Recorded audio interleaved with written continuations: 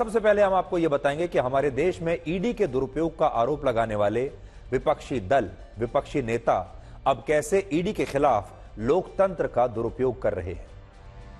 आज पश्चिम बंगाल के उत्तर 24 परगना में एक कार्रवाई करने के लिए पहुंची ईडी की टीम पर हिंसक भीड़ ने हमला कर दिया, जिसमें ईडी के 3 अफसर घायल हो गए और इनमें 2 अफसरों को सिर में गंभीर चोटें आई हैं। लेकिन हैरानी की बात यह है कि इस हमले के बावजूद अब तक किसी भी विपक्षी नेता ने यह नहीं कहा कि पश्चिम बंगाल में लोकतंत्र और संविधान खतरे में आ चुके हैं। आप ये तस्वीरें देखिए, आप हैरान हो जाएंगे। ये ईडी के अधिकारी हैं, ईडी के अधिकारी जो रेड डालने के लिए गए थे, आज उन पर ही एक रेड हो गई और ईडी के अधिकारियों की क्या हालत की है। एक टीएमसी नेता के समर्थकों ने, उग्र भीड़ ने, यहां आप देख सकते हैं। ईडी की टीम पश्चिम बंगाल के राशन वितरण घोटाले में टीएमसी के एक नेता शेख शाहजहां के घर पर छापा मारने के लिए गई थी, लेकिन इस दौरान वहां पहले से ही मौजूद भीड़ ने ईडी की इस टीम को घेर लिया और इसके बाद केंद्रीय सुरक्षा बल के जवानों की मौजूदगी में ईडी के अफसरों पर पथराव किया गया और जिस गाड़ी से ईडी की यह टीम वहां पहुंची थी रेड करने के लिए, उस गाड़ी में भी जबरदस्त तोड़फोड़ की गई। गाड़ी की तस्वीरें आप देख लीजिए। अब आप देखिए ये भीड़ कितनी हिंसक रही होगी और इस गाड़ी में कोई अगर बैठा होगा तो वो क्या बचा होगा। बड़ी बात यह है कि इस भीड़ ने ईडी की टीम को टीएमसी नेता के घर पर छापा मारने ही नहीं दिया, यानी रेड करने ही नहीं दी, और ईडी के अधिकारियों को यह धमकी दी कि अगर वो दोबारा गलती से भी इस इलाके में दिखाई दिए तो उन्हें इसका अंजाम भुगतना पड़ेगा। और इस हमले के बाद अब टीएमसी के नेता यह कह रहे हैं कि हमला करने वाले ये लोग वहां के स्थानीय निवासी हैं और जिन्होंने ईडी के अधिकारियों के उकसाने पर अपने नेता का बचाव किया और इस तरह से यह घटना हो गई। लेकिन आप खुद सोचिए, क्या वाकई में ऐसा संभव है कि इस देश के आम लोग एक ऐसे नेता को बचाने के लिए ईडी पर ही हमला बोल दें जिस नेता पर भ्रष्टाचार के गंभीर आरोप हैं। ऐसी कौन सी जनता हो सकती है हमारे देश की जो किसी भ्रष्ट नेता को, जो कि उनका हिस्सा खा रहा है, उसको बचाने के लिए ईडी पर हमला कर दे। ध्यान से आज देखेंगे तो आपको यह पता चलेगा कि इस हिंसक भीड़ में शायद ही कोई व्यक्ति ऐसा होगा जिसे ठीक से यह भी पता हो कि ईडी क्या है, ईडी यहां पर क्या करने के लिए आई है, यह रेड किस लिए डाली जा रही है, क्या आरोप हैं और यह पूरा स्कैम क्या है। सच्चाई तो यह है कि ईडी की रेड को नाकाम करने के लिए इस भीड़ को वहां पर जानबूझकर इकट्ठा किया गया था और यह बात खुद ईडी के अधिकारियों ने कही है। ईडी ने कहा है कि यह हमला एक साजिश के तहत हुआ क्योंकि टीएमसी नेता को डर था कि अगर ईडी की टीम उनके घर तक पहुंच गई तो ईडी के हाथ कुछ ऐसे सबूत लग जाएंगे जो इस घोटाले में इस नेता की गिरफ्तारी का पक्का कारण बन सकते हैं।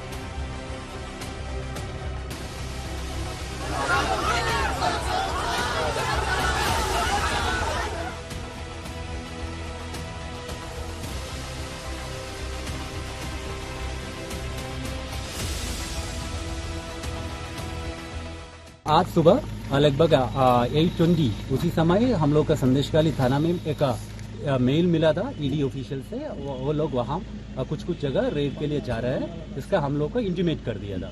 उसी समय जल्दी हम लोग पुलिस टीम इकट्ठा कर वहाँ भेज दिया था। हम लोग वहाँ पहुँचने के माने उतना एक टाइम लगता है, हम जोग्राफिकली बहुत डिफिकल्ट टेरेन है। वहाँ से हम लोग पहुँचने के समय वहाँ बहुत कुछ लोग इकट्ठा ऑलरेडी हुआ था, क्राउड था। तो हम लोग जल्दी वहाँ से कितना भी गवर्नमेंट ऑफिशियल वहां था सबको हम लोग सेफली रेस्क्यू किया। हमें सूत्रों से यह भी पता चला कि इस मामले में ईडी अब टीएमसी के नेता के खिलाफ अरेस्ट वारंट लाने के लिए अदालत जा सकता है और ईडी की तरफ से अदालत में यह अर्जी भी दी जा सकती है कि उत्तर 24 परगना में टीएमसी नेता के घर पर केंद्रीय सुरक्षा बलों की तैनाती की जाए ताकि राशन घोटाले से जुड़े इस मामले में सबूतों से कोई छेड़छाड़ न हो। इस मामले में पश्चिम बंगाल के राज्यपाल डॉक्टर सीवी आनंद बोस ने राज्य के मुख्य सचिव को एक सम्मन जारी करके इस घटना पर जवाब मांगा है और ईडी के घायल अफसरों से अस्पताल जाकर उन्होंने मुलाकात भी की है। जबकि बीजेपी ने केंद्रीय गृह मंत्रालय को चिट्ठी लिखकर इस मामले की एनआईए से जांच कराने की मांग की है और कहा है कि जिन लोगों ने ईडी की टीम पर हमला किया वो लोग वही रोहिंग्या शरणार्थी हैं जो घुसपैठ करके सीमा पार से भारत में आए हैं और जिन्हें टीएमसी के नेता शेख शाहजहां जैसे नेताओं का संरक्षण मिला हुआ है। हालांकि टीएमसी ने इन आरोपों को गलत बताया है। Shame for all of us. It's a challenge to democracy. Bengal is under attack. Democracy is under attack. This is something which cannot be tolerated at any cost. We will activate everything possible to see that democracy is not allowed to rule the roost in Bengal. देखिए, इन सब के against में complain है और corruption के charges है, तो स्वाभाविक है इनके ऊपर तो ईडी का कार्रवाई होगा, क्वाइट ऑब्वियस है। लेकिन जिस तरीके से आज संदेश खाली में शाहजहां शेख के वहाँ पे जिस तरीके से ईडी के अफसर के ऊपर प्रेस के ऊपर जो हमला हुआ है वो दिखाता है कि बंगाल में रोहिंग्या मुस्लिम जो है उनको घुस के बंगाल की पूरी लॉ एंड ऑर्डर को क्या कर चुके हैं। और ये जो ईडी के साथ हो रहा है, ये सिर्फ ईडी के साथ नहीं हो रहा है, ये अपना बंगालियों का फ्यूचर दिखा रहा है। बंगालियों के साथ भी ऐसे आगे आने वाले समय में होने वाला है। जो हो रहा है रोज कहीं ना कहीं तृणमूल का किसी लीडर को डिस्टर्ब करने के लिए, हैरास करने के लिए, नेगेटिव न्यूज करने के लिए भाजपा का इंस्ट्रक्शन पर ये एजेंसी वालों और सेंट्रल फोर्सेस वहां पर जा रहा है और इलाका में प्रोवोकेशन दे रहा है, ऐसा एलिगेशन हमारा पास आ रहा है। संदेशखाली में भी वही हुआ। सत्तारूढ़ पार्टी के गुंडों ने, दरिंदों ने जो हमला बोला है आज ईडी के ऑफिसरों के खिलाफ, इसमें ये जगजाहिर होते हैं कि बंगाल में कानून और व्यवस्था की हाल कितना बुरा होते जा रहे हैं, क्योंकि बंगाल में ये सारे आदी है। आज जख्मी हुए हैं, कल ईडी वाले अगर खत्म हो जाए, खून हो जाए, तो हमें मुझ जैसे लोगों के लिए ये अचरज की बात नहीं होगी। असली बात यह है, पूरा देश अभी पूरी तरह थक गया ईडी सीबीआई का ड्रामा देखते देखते।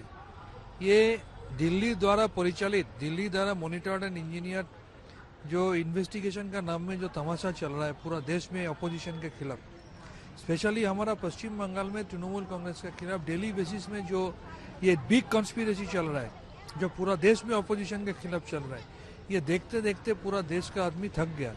उल्टी दूसरी तरफ आप देखिए, जो बंदा यहाँ पर ये सब स्टफ को सोशल मीडिया में पोस्ट कर रहा है, उसको पूरा कैमरा का सामने पैसा लेते हुए देखा गया।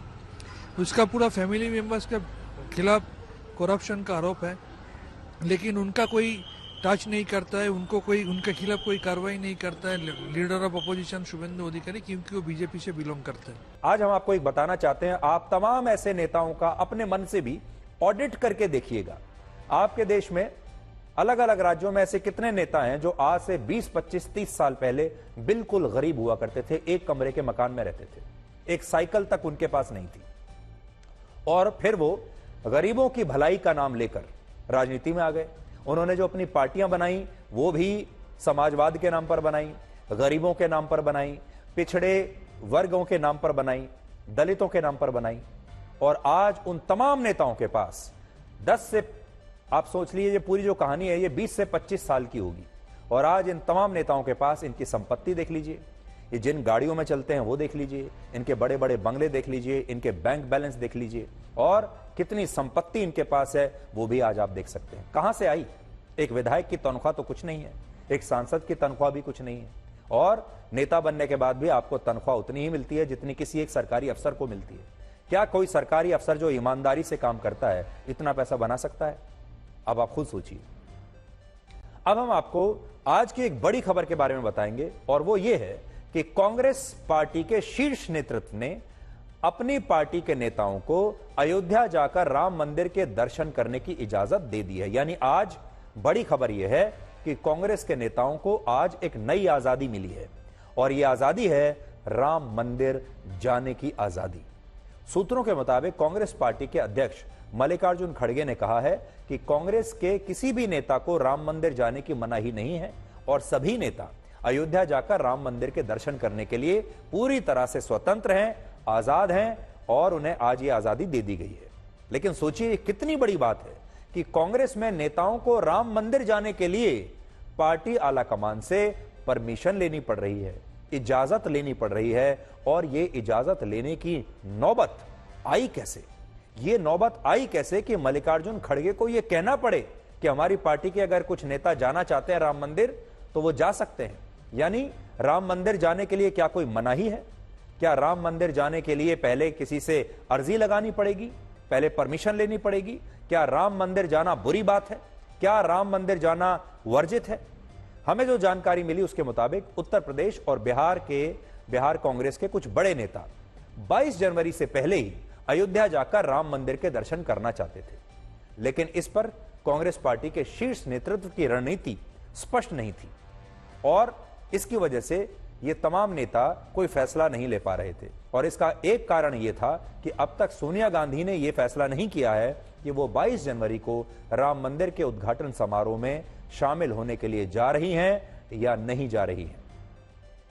अब कांग्रेस पार्टी के नेताओं को यह संकोच था कि अगर सोनिया गांधी 22 जनवरी को अयोध्या नहीं गई और उनसे पहले ये नेता अयोध्या चले गए तो पार्टी कहीं इसे अनुशासनहीनता न मान ले। और इसकी वजह से पार्टी अध्यक्ष मल्लिकार्जुन खड़गे को आज ये कहना पड़ा कि कांग्रेस के किसी भी नेता को राम मंदिर जाने की मनाही नहीं है। और सोचिए अगर खड़गे साहब को यह बात कहनी पड़ रही है तो फिर राम मंदिर को लेकर कांग्रेस के अंदर कैसा माहौल होगा, इसकी कल्पना आप खुद कर सकते हैं। असल में सोनिया गांधी के सामने एक धर्म संकट है। धर्म संकट यह है कि अगर वो राम मंदिर के उद्घाटन समारोह में जाती हैं तो उनका जो मुस्लिम वोट बैंक है, जो बाबरी मस्जिद का समर्थक है, जो इसलिए नाराज है क्योंकि बाबरी मस्जिद नहीं बनी, वो सोनिया गांधी से नाराज हो जाएगा। और अगर वो जाती हैं तो ये वर्ग नाराज हो जाएगा। और अगर वो नहीं जाती हैं तो बीजेपी उनके ना जाने को हिंदुओं के खिलाफ एक बड़ा कदम बनाकर इसे एक बड़ा मुद्दा बना देंगी। इसलिए सोनिया गांधी इस समय एक धर्म संकट में है। अब हमारा आपसे एक सवाल है कि क्या किसी व्यक्ति को इसलिए दंगाई और सांप्रदायिक कहा जा सकता है क्योंकि उसने राम मंदिर के लिए संघर्ष करते हुए अपने प्राणों का बलिदान दिया था? अयोध्या के कार सेवक रमेश कुमार पांडे के साथ हमारे देश के कुछ नेताओं ने बिल्कुल ऐसा ही किया। असल में राम मंदिर की जो पूरी छवि है वो हमारे देश की राजनीति में हमारे देश के नेताओं ने ऐसी ही बनाकर रखी है कि जो राम मंदिर के समर्थक हैं वो सांप्रदायिक है। कोलकाता के कोठारी बंधुओं और अयोध्या के कार सेवक वासुदेव गुप्ता और राजेंद्र धरकार की तरह रमेश कुमार पांडे ने भी वर्ष 1990 में राम मंदिर के लिए निकाली गई कार सेवा के दौरान पुलिस की गोलीबारी में अपनी जान गंवाई। लेकिन उनकी मृत्यु के बाद उनका यह कहकर अपमान किया गया कि वो एक कट्टर हिंदू थे और इसीलिए उनके साथ जो कुछ हुआ उसमें कुछ भी गलत नहीं है। 40 वर्ष के रमेश कुमार पांडे खुद को भगवान राम का परम भक्त बताते थे और ये कहते थे कि राम मंदिर के लिए वो अपने प्राणों का बलिदान भी दे सकते हैं और उन्होंने दे भी दिया। 2 नवंबर 1990 को जब उत्तर प्रदेश के तत्कालीन मुख्यमंत्री मुलायम सिंह यादव ने कार सेवकों पर गोली चलाने के आदेश दिए थे, तब रमेश कुमार पांडे भी अयोध्या में अपने परिवार को यह कहकर बाहर निकले थे कि वो भगवान राम की सेवा करने के लिए कार सेवा में शामिल होने जा रहे हैं। लेकिन इस कार सेवा के दौरान पुलिस ने गोलियां चलानी शुरू कर दी, जिसमें सिर में गोली लगने से रमेश कुमार पांडे की मौत हो गई। रमेश कुमार पांडे उस समय सिर्फ 40 साल के थे और वो अपने पीछे छोटे छोटे 4 बच्चों को छोड़ गए थे, जिनमें उनका सबसे छोटा बेटा सिर्फ उस समय 1.5 साल का था। जरा कल्पना कीजिए, आज भी जब हमारी टीम अयोध्या में उनके घर पहुंची तो हमने देखा कि उनका परिवार अब भी अयोध्या में किराए के एक छोटे से मकान में रहता है, जिसमें जरूरी सुविधाएं तक नहीं है। लेकिन इस गरीबी में भी उनकी पत्नी और उनके बेटे यही कहते हैं कि आज उनके पिता जहां कहीं भी होंगे, राम मंदिर के बनने से उनकी आत्मा को शांति जरूर मिली होगी।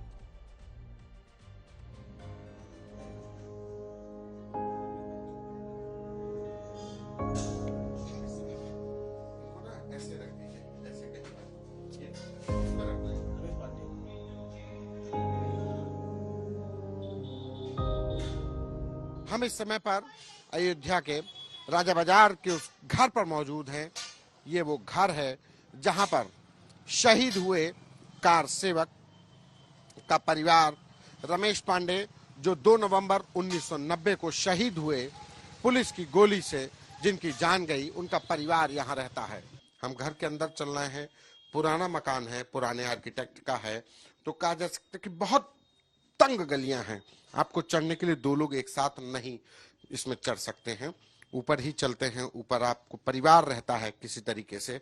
ये घर है, किराए का मकान है, जिसमें उनकी पत्नी गायत्री, उनका छोटा बेटा सुरेश रहता है।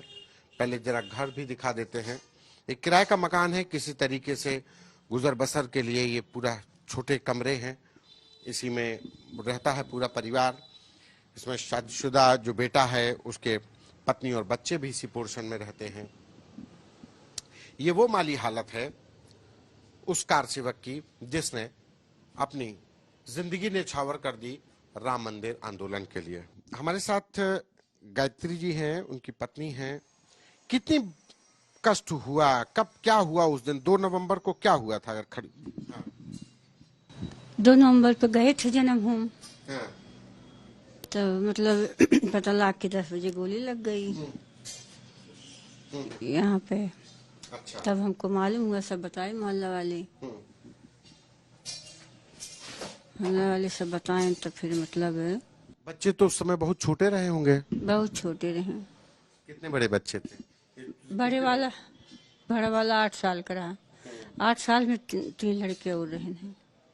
2 लड़की है और 2 लड़की। इतने दिनों तक अकेले इन 4 बच्चों को पालना बड़ा मुश्किल का दौर रहा होगा। वो बहुत मुश्किल से चला होगा। बहुत मुश्किल से चला है।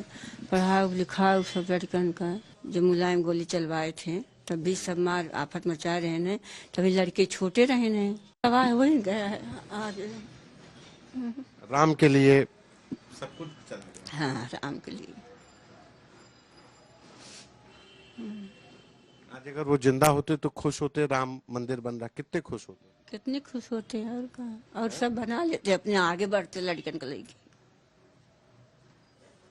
अब हमसे उनसे मिलना है। कौन मेरा मिली उनसे का मतलब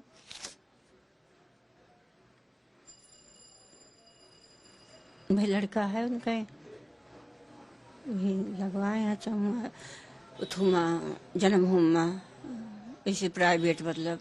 लेकिन हम वही सोचे थे कोई लड़का कहूँ लाग जाए, जिंदगी वो हो जाए। और हमको जो मोदी जी हमको मिले, हम उनसे मिले चाहे थे, तब मंदिर में बैठे, तब उद्घाटन करें। अब तक हम ना बोलते रहे, लेकिन अब है 30 साल बीत गए जिंदगी। क्या हुआ? आज आप देख रहे होंगे कि राम मंदिर जाने की होड़ लगी हुई है। आज हर कोई राम मंदिर जाना चाहता है। जिसे राम मंदिर जाने का आमंत्रण मिल रहा है वो सब सोशल मीडिया पर पोस्ट डाल डाल कर कह रहे हैं कि देखिए हमें भी भगवान राम ने बुला लिया। अब जब भव्य मंदिर बन चुका है तब सब वहां जाना चाहते हैं, लेकिन जब यह मंदिर नहीं बना था, जब संघर्ष चल रहा था, जब कुर्बानी करने का समय था, जब राजनीति विपरीत दिशा में चल रही थी, जब राम भक्त होना एक अपराध बना हुआ था, तब ये सारे लोग गायब थे। इसलिए राम मंदिर की जो चकाचौंध है उसके बीच आपको बलिदान और संघर्ष की इन कहानियों को भूलना नहीं चाहिए। हमारे देश के लोगों की याददाश्त बड़ी कमजोर होती है। लोग सिर्फ भव्य राम मंदिर देखेंगे, उस राम मंदिर के नीचे कितने लोगों ने अपनी शहादत दी है, कितने लोगों ने अपना बलिदान दिया है, कितने परिवारों ने अपना सब कुछ न्यौछावर कर दिया। और आज भी वो परिवार कहते हैं कि हमने ये सब क्यों किया, वो कहते हैं राम के लिए किया। इसलिए आज उन परिवारों को नमन करने का दिन है और हम ब्लैक एंड व्हाइट में लगातार हर रोज आपको एक ऐसे कार सेवक के परिवार से मिलवाते हैं जिस कार सेवक ने अपना जीवन बलिदान कर दिया भगवान राम के लिए और इस राम मंदिर के लिए।